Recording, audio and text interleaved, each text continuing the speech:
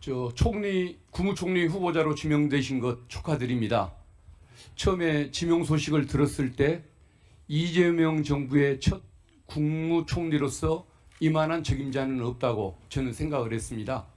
후보자는 대학 시절부터 민주화 투쟁을 위해 헌신을 해왔습니다.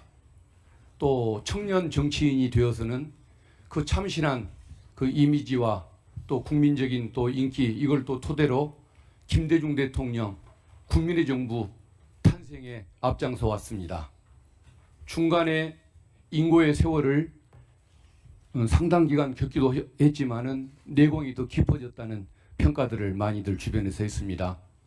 그리고 작년 8월에 민주당의 그 수석 최고위원이 된 뒤에는 윤석열 정권의 비상계엄 가능성을 경고를 하고 사후적으로 미래에서 온 정치인이라는 그런 호평까지 받았습니다.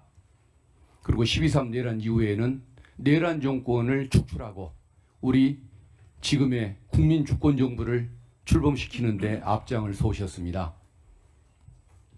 정치는 약자의 눈으로 미래를 보는 것, 이 유명한 문구가 저는 누가 했나 싶었는데 최근에 보니까 후보자께서 만든 말이라는 얘기를 들었습니다.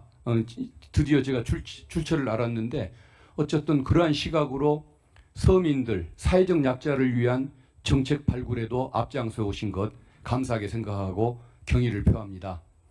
오늘 이 청문회를 통해서 국무총리 적임자로서 요건을 잘 갖추셨고 그리고 민생 그 산적한 민생 현안을 처리하는데 하루빨리 앞장설 수 있는 그런 자리가 되기를 희망을 하면서 질문을 드리겠습니다.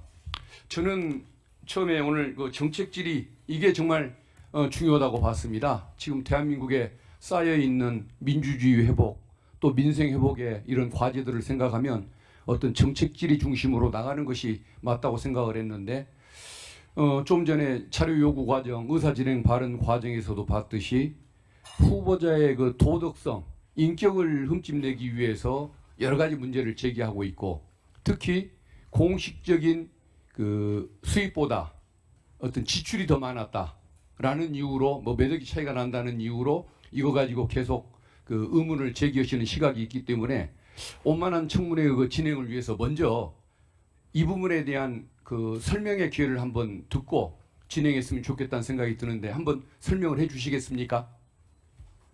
네. 예.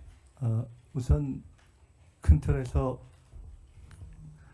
국무총리로서 사명감을 갖고 잘 해라 하는 말씀에 대해서는 깊이 사명감을 갖고 유념해서 최선을 다하도록 하겠습니다. 큰 틀에서의 수입, 공식적 수입이라고 하면은 세비 수입이 되겠죠. 세비 수입 이외의 지출이 더 많다 하는 부분은 이후에 관심 있고 궁금하신 의원님들의 질문에 하나하나 답변 드리겠습니다만은 총체적으로 말씀드리면 세비 수입 이외의 수입은 축의금 또는 조의금, 출판기념회 2번 그리고 제 처가 장모님으로부터 이렇게 생활비 지원을 간혹 받은 것 이런 것들 정도가 총체적으로 모여서 세비 외 수입을 구성했고 그 구성에 있어서는 일부에서 말씀하신 것처럼 한 시기에 몰려서 상당하게 현금을 쌓아놓는 그런 방식이 아니라 매해 분산돼서 조금씩 되고 그때그때 지출이 되었다 이렇게 큰 틀에서 설명드릴 수 있겠습니다. 예, 알겠습니다. 한 가지만 더 말씀드리면 그리고 각각 축의, 조의, 출판기념회에 모여진 액수도 통상적인 사회적인 통념 또는 저희 연배의 사회생활과 관련된 또는 국회 내에서 이루어진 그런 행사들에 비추어서 제가 다시 확인해 본 바 다 감사한 액수이긴 하지만 과하게 넘는 경우는 없는 것으로 그렇게 다시 한번 확인되었습니다. 예. 알겠습니다. 설명 감사합니다. 제가 그 서면으로 사전 질문을 드린 것이 있습니다. 그 중에 하나가 전 정권 한덕수 전 국무총리의 총리직 수행에 대한 평가 한마디로 해주시라고 요청을 드렸는데 서면 답변에서 후보자는 반면 교사로 삼겠다 이 말씀을 했습니다. 기억나십니까? 네, 예. 어떻게 답변을 할까 고민하다가 예. 반면 교사로 삼겠다는 한 말씀을 드리는 것이 가장 적절하겠다 생각이 들어서 예. 한 말씀으로 답변 드렸던 것을 이해해 주시기 바랍니다. 전직 그 국무총리에 대한 비판이 싫어서 그러셨는지는 모르겠지만 짧게 답변을 하셨는데 그래서 제가 한번 질문을 구체적으로 한번 드려보겠습니다. 한덕수 전 총리는 직위에 걸맞는 책임감 그리고 또 품위가 없었습니다.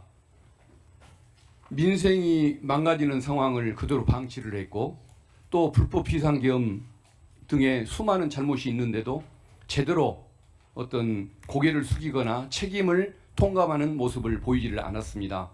그런 모습에 대해서 어떻게 평가를 하시겠습니까? 그에 대한 평가는 국민 여러분들께서 내리신 것이 아닌가 생각을 합니다. 개인적으로는 가장 아쉽게 생각하는 대목은 제가 총리 지명받기 이전에 국회의원으로서 가장 문제 제기했던 대목은 우리 국군이 걸려 있는 미국과의 관세 협상을 앞두고 책임을 다해야 될 입장에서의 책임보다는 개인적인 정치 행보에 주력했던 것을 저는 가장 아쉬운 대목으로 생각하고 있습니다. 예. 그리고 한덕수 전 총리는 해야 할 일은 하지 않고 아니해야 할 일을 했습니다. 그 내란에 위중한 그 시기에 대법관, 헌법재판관 임명을 거부하고 또 하지 말았어야 할 그 헌법재판관 2명을 직무대행 권한으로 임명하겠다고 했다가 헌재의 제지를 받았던 그런 상황인데 이런 직권남용, 직무유기의 이런 행태에 대해서는 평가를 한번 해주시겠습니까? 대통령 그리고 대통령을 대행하는 상태에서의 직무대행의 가장 큰 의무는 헌법의 준수라고 봅니다. 헌법을 과연 준수했는가에 대해서는 이미 국민들의 평가가 계신 것이다라고 생각합니다. 네.